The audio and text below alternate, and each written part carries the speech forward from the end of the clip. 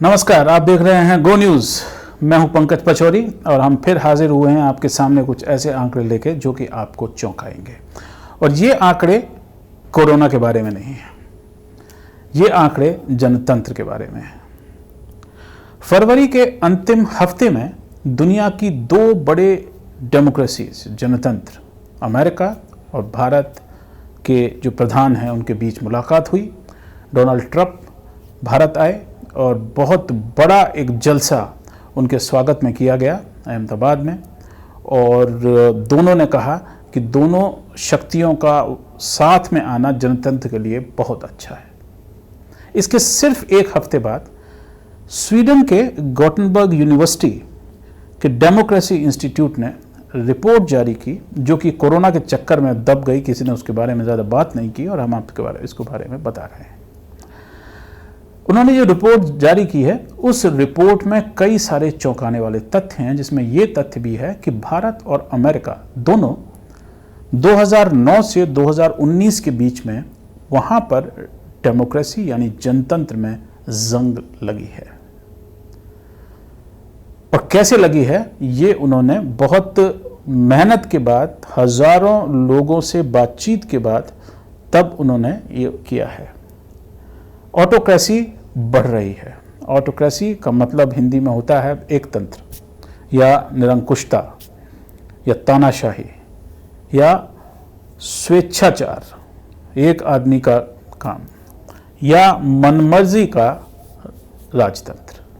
अपना नाम चुन सकते हैं ऑटोक्रेसी, लेकिन उनकी रिपोर्ट में साफ साफ ये कहा गया है कि ऑटोक्रेसी जो है वो दुनिया में बढ़ रही है। और अब हालात ये हो गए हैं कि G20 के जो मुल्क हैं, जिसमें हिंदुस्तान भी शामिल है और अमेरिका भी शामिल है, वो भी अब वहाँ पर भी जनतंत्र में जंग लग रही है और वहाँ पर जनतांत्रिक जो विशेषताएं हैं वो कम होती जा रही हैं। इसमें मीडिया पर हमले हो रहे हैं, चुनावी स्वच्छता पर सवाल उठाए जा रहे हैं, क्लीन इलेक्शन के ऊपर, और सेंसरशिप की घटनाएं बहुत बढ़ गई हैं। तो आप देखें 2009 से 2019 के बीच में क्या हुआ है कि 54% देश जनतांत्रिक थे 2009 में, उनकी संख्या घट के 49% रह गई है। ये कुल जितने भी मुल्क हैं उन पर ये डिबेट हुई है। गैर जनतांत्रिक देशों में रहने वाले लोगों की कुल आबादी पहले 6% हुआ करती थी, अब वो बढ़ करके 34% हो गई है। इसका मतलब हिंदुस्तान अब उस श्रेणी में आ गया है और एक साथ 18% तो हमारी आबादी है दुनिया में, ये वहाँ पहुँच गए हैं। जनतांत्रिक आंदोलन जो हैं वो 27% देशों में हुआ करते थे 2009 में, और अब वो बढ़ करके 44 देशों में हो गए हैं। इस रिपोर्ट के साथ में आपको हम इस जो इंस्टीट्यूट है उसका एड्रेस दे रहे हैं, आप उनके वेबसाइट पर जा सकते हैं और ये रिपोर्ट डाउनलोड कर सकते हैं। तो टॉप के जो मुल्क हैं उनमें हिंदुस्तान का नंबर जो है इस समय 189 मुल्कों में नंबर जो है अब हिंदुस्तान का 89 हो गया है। और इसमें हिंदुस्तान लाइबेरिया, हंगरी, श्रीलंका, नेपाल, भूटान से भी नीचे चला गया है। तो जनतंत्र में जंग जो ये लग रही है, ये कैसे लग रही है और इसके क्या क्या पैमाने हैं ये आप देखिए। पहले आप ये नक्शा देखिए दुनिया का, जिसे देख के आप काफ़ी चौंकेंगे। इस नक्शे में जो आप लाल रंग के निशान देख रहे हैं, जिसमें अमेरिका शामिल है, जिसमें ब्राज़ील शामिल है, जिसमें हिंदुस्तान शामिल है, जिसमें बांग्लादेश शामिल है और जिसमें कई सारे मुल्क हंगरी, पोलैंड, ये जो पूर्वी यूरोप के हैं ये शामिल हैं। और इसमें चौंकाने वाली बात यह है कि श्रीलंका और म्यांमार दोनों जो हैं वो बेहतर होते हुए नज़र आ रहे हैं। तो ये नया नक्शा है 2019 का डेमोक्रेसी का, और ये सोर्स जो आपने देखा वी डेमोक्रेसी इंस्टीट्यूट स्वीडन, आप वेबसाइट पे जाके से देख सकते हैं। तो ये कैसे हो रहा है? ये इसलिए हो रहा है कि इन मुल्कों में अलग अलग पैमानों पर जनतांत्रिक जो फाउंडेशंस हैं, जो हमारी नींव हैं जनतंत्र की, वो ढीली पड़ रही हैं।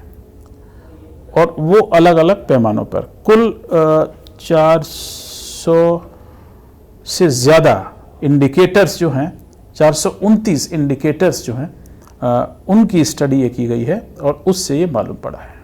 आपको दिखाते हैं और कि कौन कौन से मुल्क हैं और कैसे ये इंडिकेटर्स हैं। अब आप इन इंडिकेटर्स में देखेंगे तो ये है Hungary, Turkey, Poland, Serbia, Brazil और हिंदुस्तान का नंबर भी इसमें आता है। ये 6 ऐसे मुल्क हैं जिनमें सबसे ज़्यादा जनतंत्र का पतन हुआ है। तो नंबर 1 तो आप देख सकते हैं कि इलेक्शन जो है, ऊपर आपको जो काली लाइन दिखाई दे रही है, ये इलेक्शन जो है उसकी स्वाधीनता के ऊपर सवाल है। और हिंदुस्तान में पहली बार 2009 के बाद 2019 में जो चुनाव हुए उसके बाद इसमें गिरावट आई। उसके बाद आप देख सकते हैं रिप्रेशन यानी कि आम लोगों का और जनतांत्रिक मूल्यों का जो ह्रास है वो भी हिंदुस्तान में 2013 के बाद शुरू हुआ बताया जाता है। उसके बाद में है मीडिया के ऊपर कि मीडिया जो है उसमें कमी आ रही है। वो भी आप देख सकते हैं कि वो 2013 के बाद वो लगातार नीचे जा रहा है। अब ये जो अगला जो है ये काफ़ी महत्वपूर्ण है कि कल्चरल जो सांस्कृतिक काम है या पढ़ाई लिखाई के काम है, एकेडमिक काम है, उनमें भी गिरावट जो है वो दिखाई जा रही है और ये काफ़ी ज़्यादा गिरावट है। और हिंदुस्तान जो है अब आप इसमें देख सकते हैं कि सर्बिया और हंगरी से तो बहुत ही ज़्यादा कम है और पोलैंड के लेवल पर जो है वो पहुंच गया है। और गवर्नमेंट द्वारा मीडिया पर सेंसरशिप के जो आरोप लगाए गए हैं वो भी हिंदुस्तान में 2013 के बाद आप देख सकते हैं, 14 के चुनावों के बाद देख सकते हैं कि किस तरह से ये लगातार जो है ये नीचे जा रहे हैं। तो इस तरह से आप ये सिर्फ 6 देशों की इसमें बानगी दी गई है कि 6 देशों में जो सबसे ज़्यादा जहाँ पर ह्रास हुआ है। और इसमें सबसे ज़्यादा चिंता की बात यह है कि हिंदुस्तान के चुनाव जो कि अब तक सबसे ज़्यादा पूरे दुनिया में एक पत्थर की लकीर माने जाते थे और एक मील का पत्थर माने जाते थे, वहाँ पर भी अब सवाल जो है वो उठाए जाने लगे हैं कि कितना है। तो हिंदुस्तान में क्या हालात हैं ये एक बार आप फिर से देखिए अलग से कि ये सारे जो मुल्क हैं जहाँ पे जनतांत्रिक जो मूल्य हैं उनमें लगातार कमी आ रही है और उसके साथ साथ जो हिंदुस्तान में जो हालात हैं वो ये हैं। इसमें आपको हिंदुस्तान की स्थिति आप देख सकते हैं बड़े आराम से।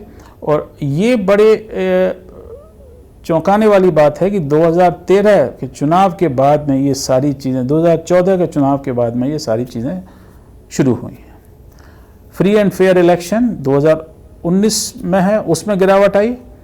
रिप्रेशन जो दमन है लोगों का उसमें 2014 के बाद से गिरावट शुरू हो गई, 2012 से बल्कि गिरावट शुरू हो गई। और मीडिया बायस जो है सरकार का उसमें 2013-2014 के बाद से गिरावट शुरू हो गई।